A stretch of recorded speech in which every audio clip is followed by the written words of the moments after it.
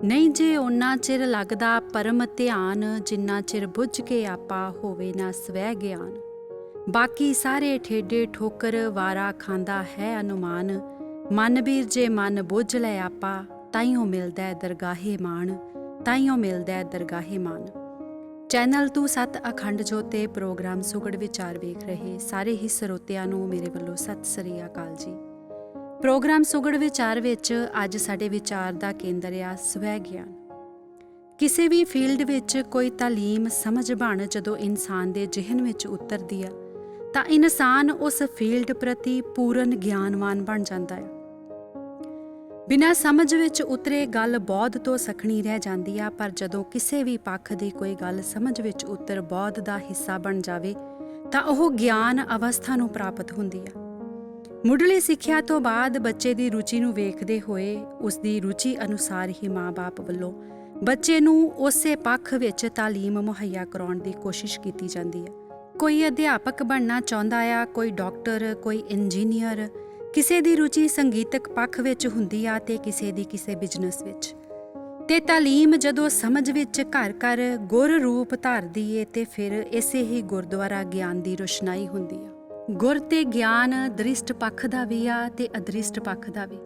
ਦੁਨਿਆਵੀ ਤਾਲੀਮ ਦੀ ਪੈਰੋਕਾਰੀ ਕਰਦੇ ਇਨਸਾਨ ਦਾ ਗੁਰ ਜਿਸ ਗਿਆਨ ਦਾ ਗਿਆਤਾ ਬਣਦਾ ਆ, ਉਸ ਸਮਝ ਨੂੰ ਬਾਹਰ ਕਿਸੇ ਬਣਤਰ ਦੇ ਰੂਪ ਵਿੱਚ ਵਿਖਾਇਆ ਜਾ ਸਕਦਾ ਹੈ। ਇਸ ਲਈ ਗਿਆਨ ਦਾ ਇਹ ਪੱਖ ਦ੍ਰਿਸ਼ਟ ਤੱਕ ਸੀਮਤ ਹੋ ਕੇ ਰਹਿ ਜਾਂਦਾ ਹੈ, ਕਿਉਂਕਿ ਜੋ ਸਮਝ ਭੌਤਿਕ ਪਦਾਰਥਾਂ ਜਾਂ ਜੰਤਰਾਂ ਤੋਂ ਮਿਲੀ ਉਹ ਭੌਤਿਕਤਾ ਤੇ ਆ ਕੇ ਹੀ ਖਲੋ ਜਾਂਦੀ ਹੈ।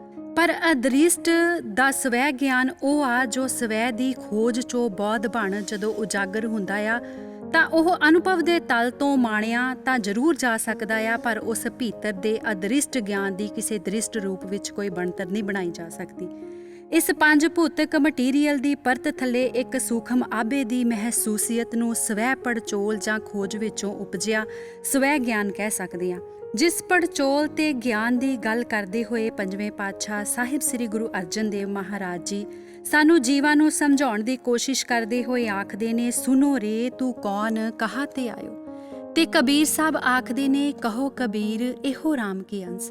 ਤੇ ਇਸੇ ਹੀ ਸਵੈ ਗਿਆਨ ਦੀ ਪੌੜੀ ਚੜ੍ਹ ਜਦੋਂ ਗਿਆਨ ਹੋਰ ਗਹਿਰਾਈ ਵਿੱਚ ਉਤਰ ਸਵੈ ਦੇ ਮੂਲ ਵੱਲ ਨੂੰ ਹੋ ਤੁਰਦਾ ਏ ਤੇ ਉਹ ਗਿਆਨ ਪੂਰਨ ਗਿਆਨ ਦੀ ਸਿਖਰਤਾ ਨੂੰ ਛੂ ਸੰਪੂਰਨਤਾ ਨੂੰ ਹਾਸਲ ਕਰਦਾ ਹੈ। ਪਰ ਬਿਨਾਂ ਸਵੈ ਗਿਆਨ ਵਿੱਚ ਉਤਰੇ, ਬਿਨਾਂ ਸਵੈ ਪੜਚੋਲ ਕੀਤੇ ਸੰਪੂਰਨ ਗਿਆਨ ਤੱਕ ਪਹੁੰਚਣਾ ਨਾਮੁਮਕਿਨ। ਪਹਿਲੇ ਪਾਤਸ਼ਾਹ ਕਹਿੰਦੇ ਨੇ, ਪ੍ਰਣਵਤ ਨਾਨਕ ਗਿਆਨੀ ਕੈਸਾ ਹੋਏ। ਕਹਿੰਦੇ ਆਪ ਪਛਾਣੈ ਬੂਝੈ ਸੋਏ। ਇਸ ਸੰਪੂਰਨ ਬੌਧ ਤੱਕ ਪਹੁੰਚਣ ਦੇ ਲਈ ਪਹਿਲਾਂ ਖੁਦ ਦਾ ਸਵੈ ਬੌਧ ਹੋਣਾ ਬਹੁਤ ਜ਼ਰੂਰੀ ਹੈ। ਆਤਮਾ ਪਰਮਾਤਮਾ ਦੀ ਅੰਸ਼ ਆ ਤੇ ਦੇਹੀ ਤੱਤਾਂ ਦੀ ਮਿਲਤ। ਦੇਹੀ ਦ੍ਰਿਸ਼ਟ ਦਾ ਤਲ ਆ ਤੇ ਆਤਮਾ ਅਦ੍ਰਿਸ਼ਟ ਦਾ। ਜਿਵੇਂ ਦ੍ਰਿਸ਼ਟ ਦੇਹੀ ਦਾ ਸੰਬੰਧ ਦ੍ਰਿਸ਼ਟ ਵਸਤਾਂ ਨਾਲ ਆ, ਇਸੇ ਹੀ ਤਰ੍ਹਾਂ ਜਦ ਆਤਮਾ ਅਦ੍ਰਿਸ਼ਟ ਆ ਤੇ ਫਿਰ ਅਦ੍ਰਿਸ਼ਟ ਆਤਮ ਦਾ ਸੰਬੰਧ ਵੀ ਤਾਂ ਅਦ੍ਰਿਸ਼ਟਤਾ ਦੇ ਨਾਲ ਹੀ ਹੋਵੇਗਾ।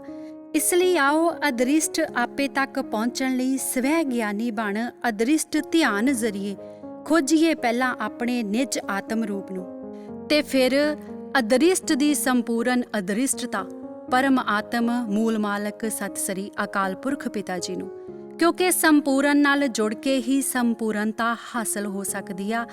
ਕਹਿੰਦੇ ਜੋਤੀ ਜੋਤ ਰਲੀ ਸੰਪੂਰਨ ਥੀ ਆਰਾਮ। ਸਤਿ ਸ੍ਰੀ ਅਕਾਲ ਜੀ।